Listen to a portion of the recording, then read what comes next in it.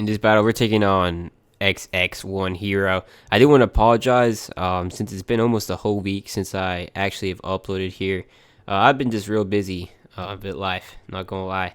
But we are back, and we have a new team here. I wanted to use Mega Pinsir, and it's weird because if you use Spawner, I'm sure you guys know I use Spawner. There's no way I'd be able to get these teams this quickly without that.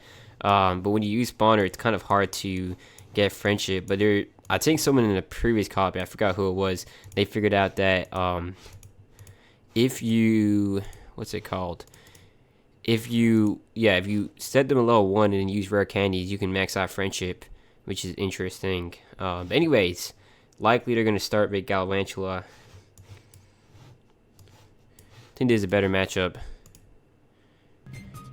because we can always okay, Metagross is interesting. Do we outspeed is a question. So we do actually trap him, although it is not Choice Scarf. I might switch it out for Choice Scarf, that might be better. But let's go ahead and do the Smogon check. Yeah, so if you guys don't know, some of y'all have requested that I put up the screen that I'm looking up. And it's kind of hard because I'm using a laptop that's separate from my PC to do this research, since I don't want to interfere with the recording or the game.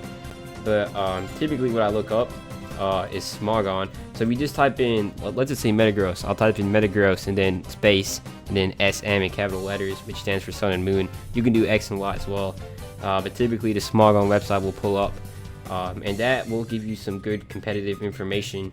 So here I can see that Metagross has a base 70 speed, which is actually faster than Magnezone, and most likely he's going to be running Earthquake. So we realistically switch out here.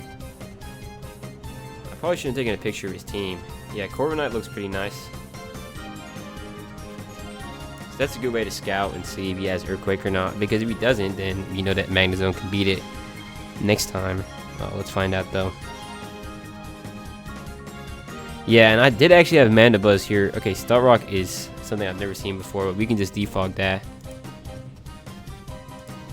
He might even bring in Galvantula at some point. Okay, Zen Headbutt's crazy. I'm tempted to run Rocky Helmet. Oh. Okay, interesting. Well, I mean, if this is a Stout Rock, it's definitely something that we can work with here for Magnezone. Could even bring in Hippowdon. Maybe I will. Looks kind of good. Yeah, as I can set up my own rocks, and he's kind of pressured with Earthquake, and he decides to stay in. Does Earthquake it? I don't see why not. But yeah, I mean, Corviknight's a really good Pokemon, and really, I have 3 steals and 1 ground, so I can kind of run the Sandstorm. It's kind of hard how this team works, so I'm trying to run a little bit more of a balanced team, because that's typically my style. I don't like to go too much in one side, whether it be defense or offense, and if I had to choose one, probably defense, because that's a lot easier to run than offense, since when you're running a full offensive team, you can't really just click different Pokemon. Like, let's just say I see Metagross come in, I know I can go into Corviknight, but sometimes if you don't have really bulky Pokemon that can switch in, you're gonna have to be smart with your moves, especially since he can mix it up. It's like, I know if he tries to mix it up and go for an electric coverage option, or maybe he gets Fire Punch, I'm not too sure, then I mean Corviknight's still gonna live that, and I can just roost off the damage. But when you're using an offensive team, you can't really do that. So if you make a misplay, it's really bad. Now you do get a lot more out of getting Pokemon in. It's like right now, this is pretty passive. If he has a flying type, even Crobat is a perfect example. Not that that's very common. It's just really a flying type that resists poison and ground. So I mean, maybe Corviknight could be a good example, or even Glasgow. It's not very difficult to hard counter this Hippowdon. But when you're using an offensive team, your Pokemon aren't so passive. But to kind of explain what's going on here, the Hippowdon is meant to function as a Stealth Rocker plus a wall switch in.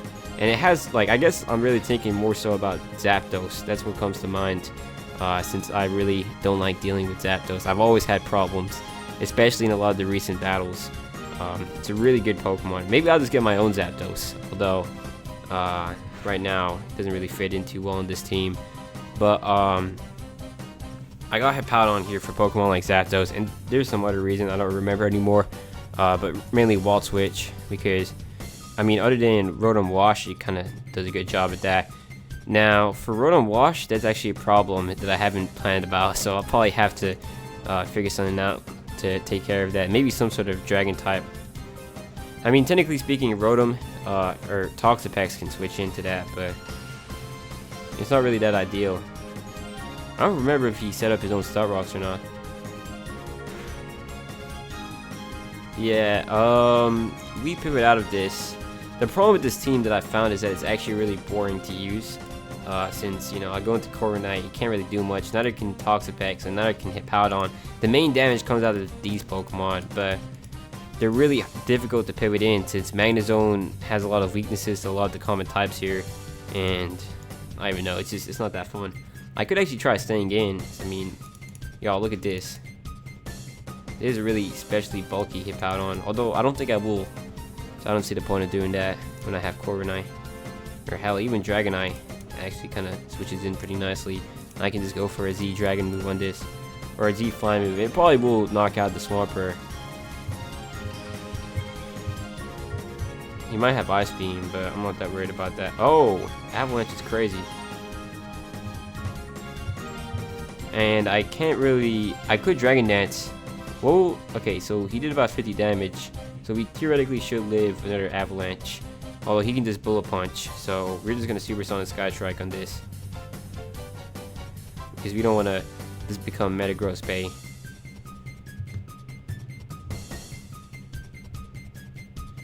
And yeah, Supersonic Sky Strike is enough to take out Swampert. I mean, it is like an adamant Dragonite. And normally you won't see much speed investment on Swamperts when they come in. So you can kind of sort of go for that. This is most likely going to try to set up a Sticky Web. I'm willing to make that. Okay, so we actually outspeed, which tells us that this is not a competitive Galvantula.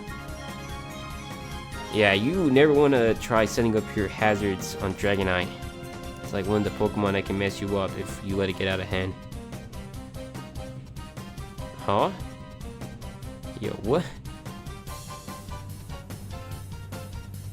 That's peculiar, not gonna lie. Never seen Rocky Helmet Galvantula, and I've never seen that kind of exchange there of damage.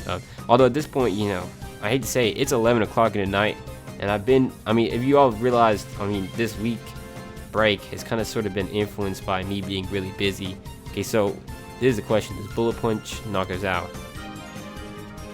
Hopefully it doesn't. But yeah, like I was saying, so like right now it's really inconvenient, and I'm not trying to really mess around with any of this stuff. I'm just trying to get this battle over it. I want to get it on YouTube and hopefully get back to uploading because I do like this this stream of revenue. Yeah, and really I might swap out Dual Wing Beat. It's like a really terrible stab move. I mean, it's good for the Flyinium Z, but that's really all it does. And he actually outspeeds. That's a surprise. I mean, well, no, I guess not really. So I'm running out of me, so I don't know what I expected. I like Pinsir. I don't know. Yeah, I mean, I don't see why not. I mean, I've like Tornchu a lot of his team now. I do want to showcase a new Mega. That's okay. You can take my speed because I have Quick Attack. So we're gonna go ahead and drop a return here.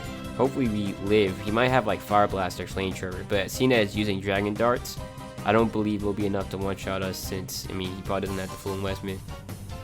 And if we survive and don't knock him out, we can always just Quick Attack.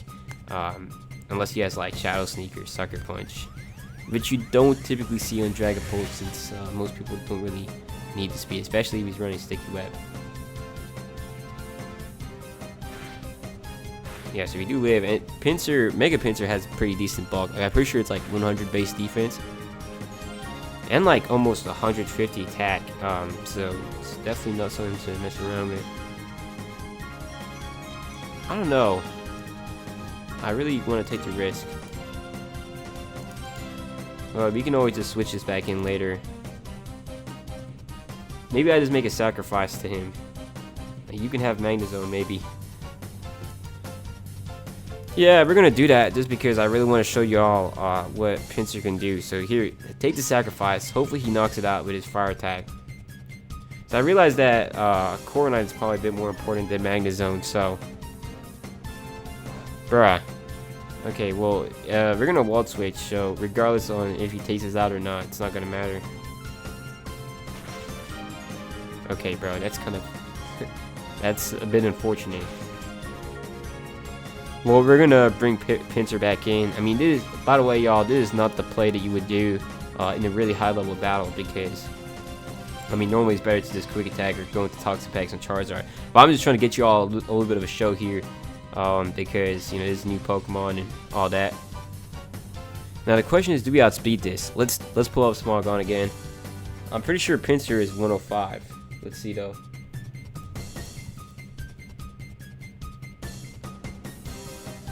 So we are at 105, and Gengar is probably faster actually.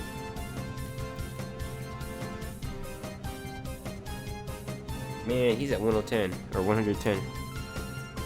You could take the gamble, and just I don't know. I mean, if we don't get past this with Pinsir, we have Hippowdon